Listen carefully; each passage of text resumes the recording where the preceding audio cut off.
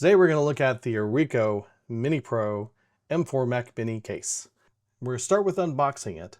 Then we're going to look at the construction and design elements. We're going to look at the SSD drive, or at least talk about the SSD drive, do an installation of our Mac Mini into the case, do some performance testing, and then we'll wrap it all up.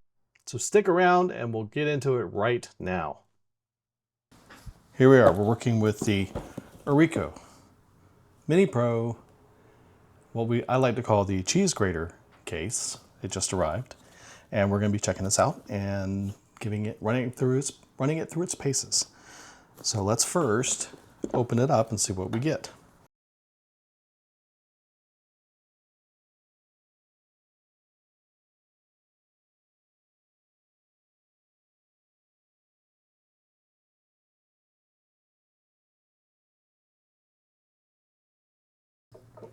In our box, we have a few little tidbits to help us along the way.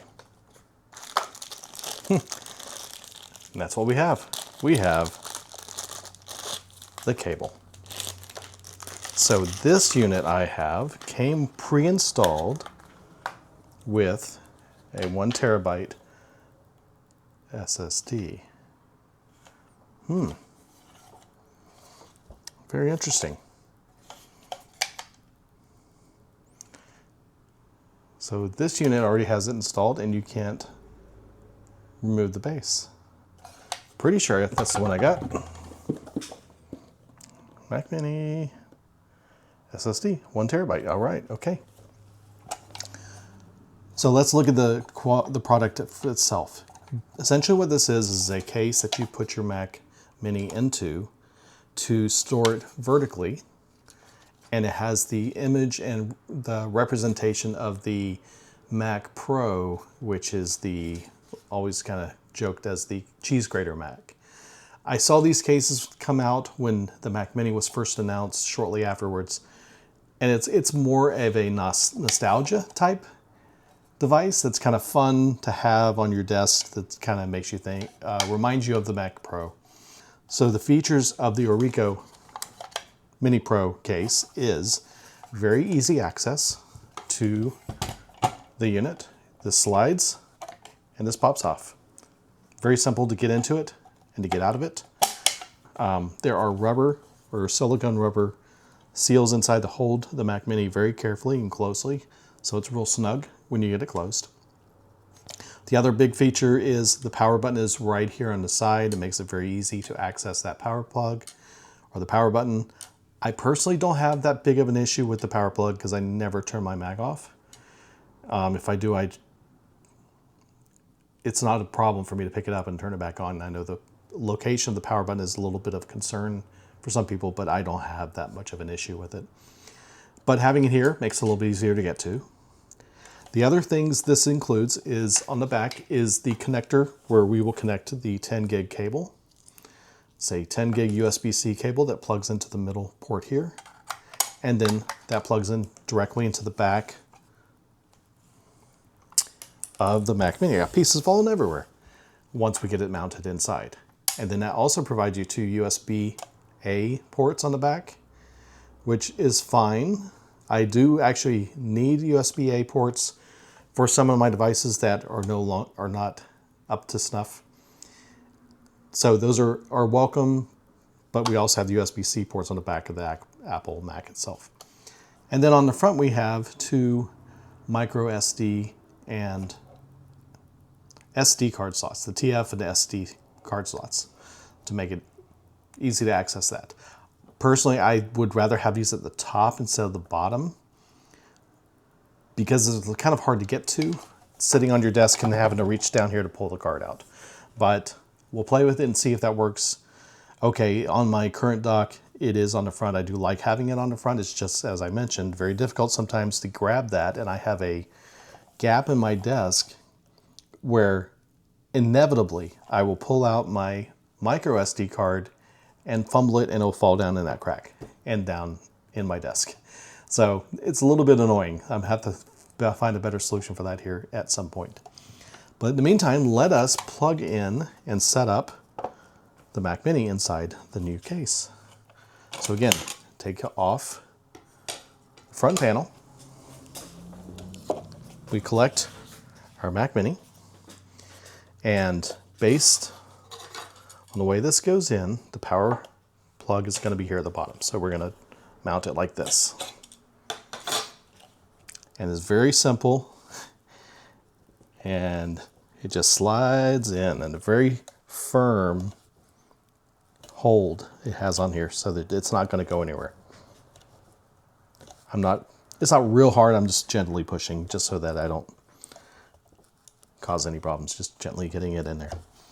Now, as I mentioned before, this one already has a 1 terabyte SSD drive built in to the base of the unit. Okay, lock it. Pull over. I want you to lock. There we go. I just didn't push hard enough. Okay, now the Mac Mini is loaded in there. Power button works. And then you still have access to the USB-C ports on the front, the audio jack on the front, and the LED light, so you can see that. And again, we have our SD card slots. And then on the back, we have access to all the ports on the back as well. And then our 10 gigabyte cable will plug into the bottom piece there so that it is connected to that. So we are all ready to go and hook this all up to our monitor and get things set up and see how we power up and see how it goes. Now from this point, I have it set up right here on this table so that it's a little bit easier for us to get to the back of it because my desk is a mess. So we'll get the power plugged in. We have an HDMI cord going to my monitor right here, and we are plugged in, ready to go. And all we have left to do now is hit the power button. Okay, here we are set up with the new case all ready to go. I'm gonna hit the power button here on the side. One thing I should mention is that I was expecting there to be a bay on the bottom of this case where you can take the SSD drive out of and upgrade it as you need to or do any other changes to it. And this one, since it's pre-installed, does not have the access bay, which kind of threw me off a little bit. So that's why I kind of hesitated when I was looking at the bottom of that. So there's two versions you get. You can get the one without an SSD drive pre-installed, and that one would have a bay on the bottom that you add the drive, or you get one that has either 1 terabyte or 2 terabyte SSD drive already installed, ready to go. This one has 1 terabyte in it, all ready to go. Okay, we've plugged in. I connected a USB-C cable to the front just so you can see that we have pretty easy access to that. We're in our machine, and I already noticed that we do have the Orico drive showing up here as one of the available drives. It appears it's already formatted, ready to go, even better. It says here that we have a 1 terabyte drive available. So that's perfect, just what we needed.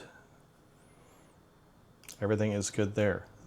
Now, I did install, let me get to our applications. One of the tools I use for testing speed is, of course, the Blackmagic disk tool. Here it is. And we can tell it, let's go use our select target drive. We're going to use the Orico drive. And we'll start speed test. My guess is the performance we're going to see on this is about 700 to 900 megabytes per second.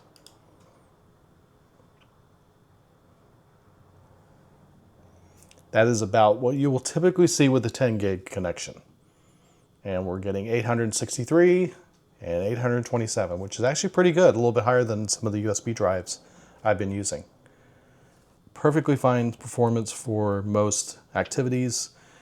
You should be just fine with that. I use another external drive for my video editing that runs about the same in performance, and I have no issues whatsoever writing and reading off of that drive. Okay, so now that I've had a chance to open it up, play around with it a little bit, The big question is, what are my thoughts overall? And I think I can sum it up pretty quickly. It has one major flaw, but it's cute. Okay, I like again, don't get me wrong, I do like how it's built. It's well built. It has solid construction. It does everything that it's promised to do.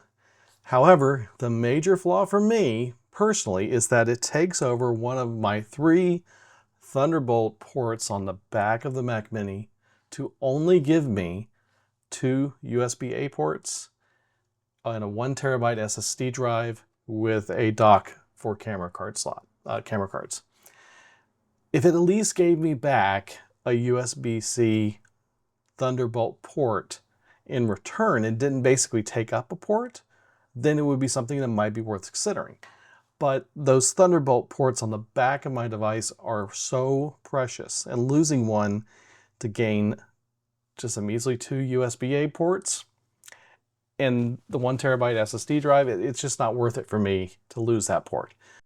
I would much rather go with the Orico Mini dock and stand that has, one, it has a SSD slot that I can put up to an 8 terabyte SSD drive in, and it also gives me an additional USB-C port on it, plus a 100-watt power port on the front of it. It's a lot more rounded for what I would need it to do than this turns out to be. But if you only need a few extra USB-A ports and a 1 or 2 terabyte extra bit of storage space, then this is really a great option. It's super easy to use. I was really actually impressed at how simple it was to put it together, to get it up and running and functional. It is really super easy to use. And it's kind of cute, like having a little mini Mac Pro on your desk. Now, I do want to thank Orico for letting me take the opportunity to do a deep dive on the dock, and if this is something that would probably fit with what you need, or if it's something you'd love to have, they did provide me a discount code, which I've included below in the description, and it's going to give you 30% off of your own if you want that. So thanks again for watching, and be sure to subscribe so that you can catch other videos I do here in the near future. Thanks again.